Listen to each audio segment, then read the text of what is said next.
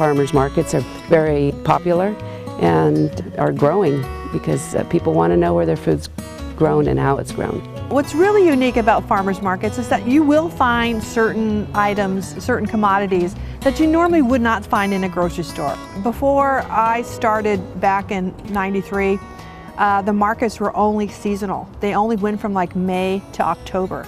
And then they didn't do anything during the wintertime. Well, because of all the multi-climates here in California, you can go ahead and have year-round markets because everything is available year-round. Buying at farmers market is great because not only it's fresh, but you know where it comes from, and sometimes you'll find items that you can't find at a local supermarket. The good of selling farmers markets is it's face to face. Like, you're my customer, I'm your farmer. It's like a personal relationship, and I feel like I'm valued there a lot more than I'm valued selling wholesale, because people see me and they see my hands are dirty and they see that I'm the one actually doing the work, and they really appreciate it. We loved seeing new people coming, meeting always new people. There's always new people that showed up and talked to us and wanted to learn more about honeybees, and I always gave my spiel to everyone who wanted to listen, and it was great. It was a great experience for me and my business.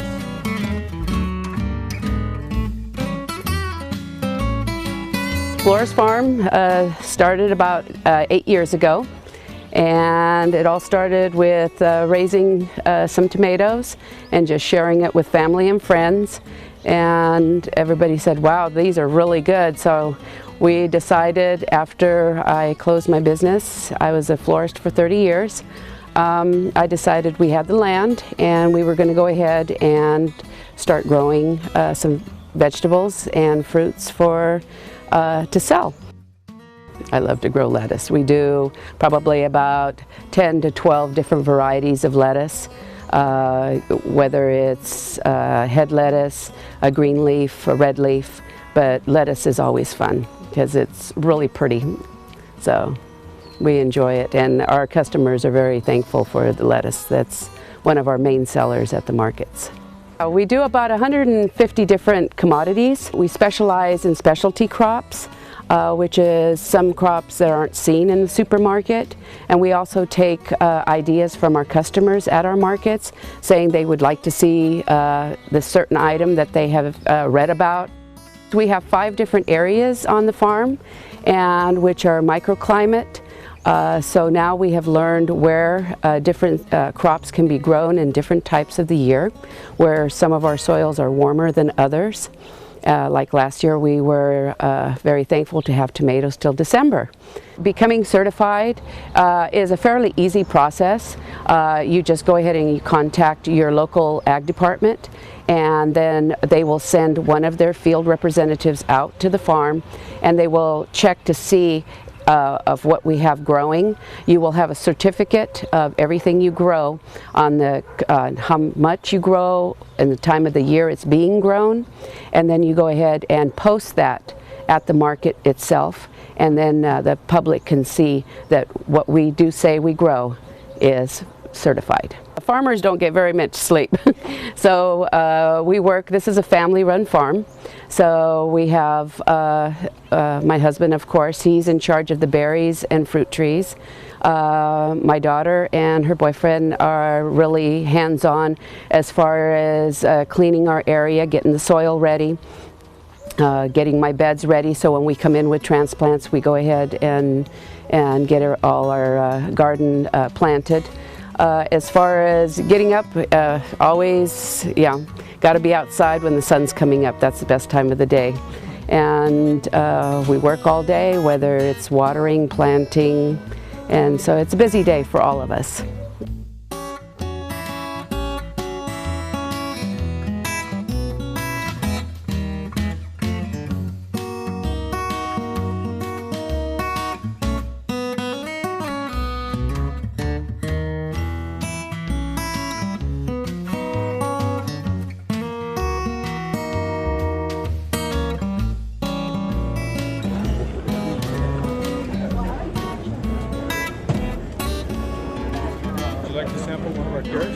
Certified producer certificates and farmers market certificates are issued by the Monterey County Agriculture Commissioner and commissioners throughout the state in each county.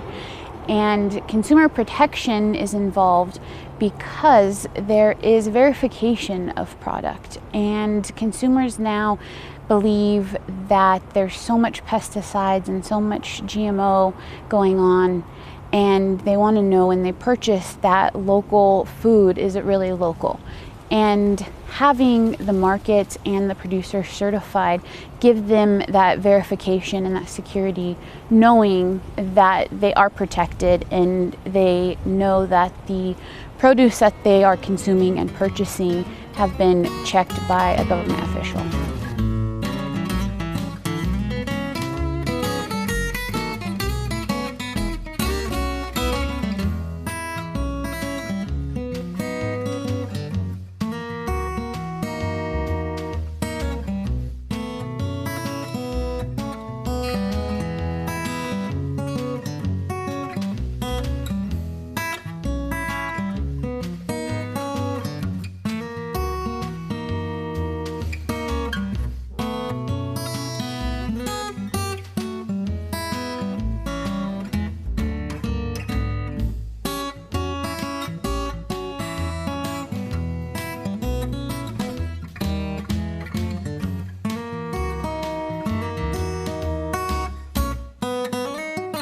How to get into a farmer's market. Basically, around in this particular area of Monterey, especially Santa Cruz County is another one.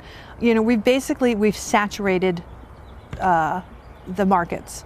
You know, I think as far as we go, we do have quite an extensive waiting list.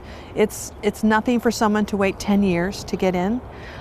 What we really try to strive for, and I'm really proud of this particular aspect of our Farmers Market Association, that the farm basically goes down to the next generation. And that is what's really nice, is that you're keeping that farm in that family. And so we have multi-generation farmers and families at the market at this time. So yes, it is hard to get in, but once you're in, you are treated like family.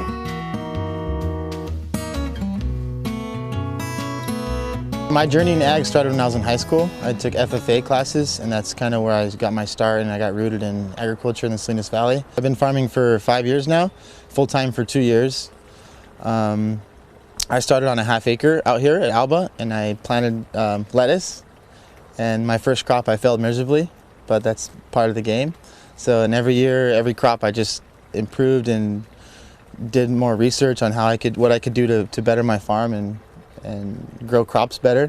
And every year I increased my acreage. So I started with a half acre, and so now I'm at 5 acres. And we grow a mixed variety of stuff, ranging from strawberries to carrots to kale to tomatoes to chard, fennel, basil, broccolini, peppers, squash, cilantro, all kinds of stuff. Just a big mix of crops. I do lots of farmers markets. I'm in 3 local markets right now. I'm in Monterey on Tuesdays. I'm in Carmel Valley on Sundays, and Carmel by the Sea on Thursdays. And then I do a couple in the Bay Area also, in like Morgan Hill and Cupertino. The hard things about farmers markets is always having to have the product in the field harvesting. You want to always be harvesting crops. So it makes it hard on crops like lettuce and fennels and one-time crops that you just harvest it once and then you're done. It makes it hard because you have to keep planting little successions all the time, and having a small farm, you're always doing groundwork and disking one area and planting one area to make sure that everything's coming off at the same time. That's definitely one of the hardest things, is having the product and just getting there, making sure that I have customers that are relying on me to have their food for the week. So I mean, it's not necessarily a burden, but it's like it makes me want to wake up and go to work so that I know that I have to supply my customers in the community with local organic fresh produce. I really enjoy working for myself and being hands-on in agriculture, so I feel blessed that I was able to come across Alba and be able to start my own farm because I love it. So I'm really happy and blessed, and I see myself in the future. What I want to do is I want to just keep growing my farm and get bigger and acquire more accounts and grow more crops, and also get into more farmers markets. There's definitely a shortage of farmers, especially young farmers, because I think the average age of the farmer in the in the United States it's like over 50 or something. So I'm 25, so I'm breaking that gap.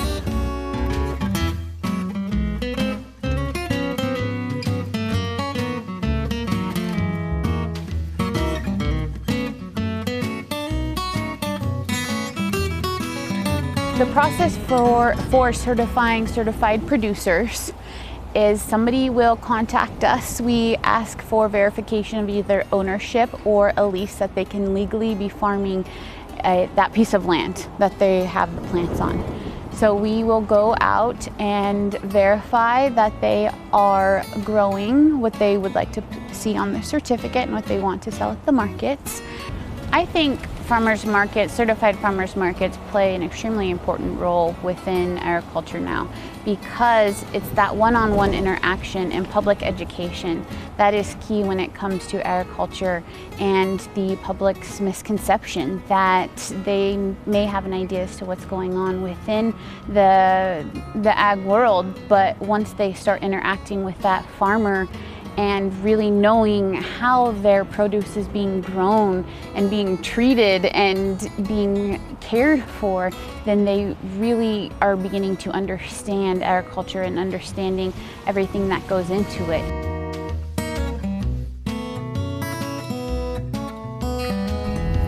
Yo agarré el curso que se llama curso de Pepa que hacen allí en Alba. Y fue un proceso de como de 6 meses. Empecé allí a enseñar, te enseñan a todo tipo de lo que es siembra, como riego, cultivar. O Alba nos empezó a ayudar a buscar como para vender los vegetales fuera, como en los farmer markets. De allí empezamos a agarrar un mercado en que fue en Salinas. También fue muy difícil allí porque yo empecé a vender en las iglesias, empecé a vender en las escuelas, en cualquier evento. Fui hasta King City, Greenfield, Soledad, fui hasta Hayward, San José. Para los farmer markets tenemos que tener muchas variedades de cultivo. Yo creo que tenemos entre 30 y 35 variedades de cultivos. Yo aquí trabajamos todos los días. Nosotros no hay descansos ni sábados ni domingos a menos que llueva. Lo que te da más aliento o ánimo es cuando vas a vender a los farmer markets, que te dice la gente, oh, te ofrece la mejor.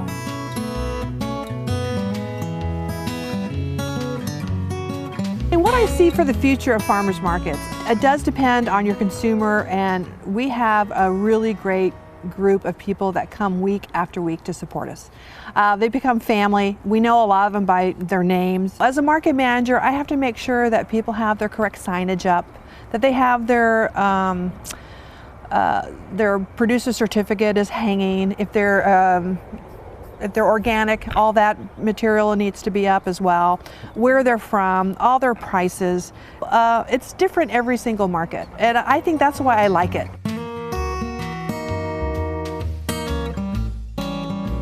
It was a 5th grade project when I was supposed to be a website designer. So the teacher went around the room and said, you're a doctor, you're a dentist, you're a website designer. And in doing that and getting an A on my project, I decided to make my own website. And I made my website about honeybees because I just thought they were so interesting, and they were just, wonderful animals and creatures. And then after that, I went to a whole bunch of classes to teach, basics about honeybees and all the, crazy stuff that happens with them, and conferences with a whole bunch of beekeepers. Love the beekeeping industry. They're awesome, people and everything. So after that, I just starting to get hives, and off of those hives, we split hives, and we got more hives from other local beekeepers in the area. And we collected swarms of bees that, the big ball of honeybees that you see out in a tree, we come and rescue them. And from there it just grew into a business, and now we have 41 hives, and yeah, it's going great. Each bee makes a 1/4 teaspoon of honey in their lifetime, and they go out and they forage on the flower and collect the nectar, and then also pollen gets magnetically connected to their hales and stuff, and they brush it down into pollen baskets that are on their legs. They move from flower to flower and then come back. They're all women. in the hive. There are a few males, which are the drones of the hive, and all they do is eat and mate with the queen. So the honeybee would come back with the nectar and the pollen, and they don't have time to find the right cell or where to put it, so they regurgitate it out of their special stomach, which is called a honey stomach, to another bee who finds younger bees. So the ones that you see around are all the older ones. The younger ones stay inside the hive, and they take, it's kind of like a relay line, and they take the honey and they move it and find the right cell and where they put it, and then they regurgitate it back up into that area, and then they move and push the pollen baskets, the pollen that they have in their legs, into a separate cell. And they combine pollen and honey to make bee bread, and they feed that to their young, and they eat it themselves. So our tagline is bringing you the best honey in the world. So I'd like to travel around the world and do kind of a hive to table sort of deal, meet all the beekeepers, how they keep their bees, what equipment they use, like to figure out all of that, and bring their honey back and into the light of all these people who don't really just see there's one type of honey on the shelf and that's all they know. They need to, it's like wine tasting. There's all these different kinds out there, and they'd really like to, I'd really like to shine the light on it.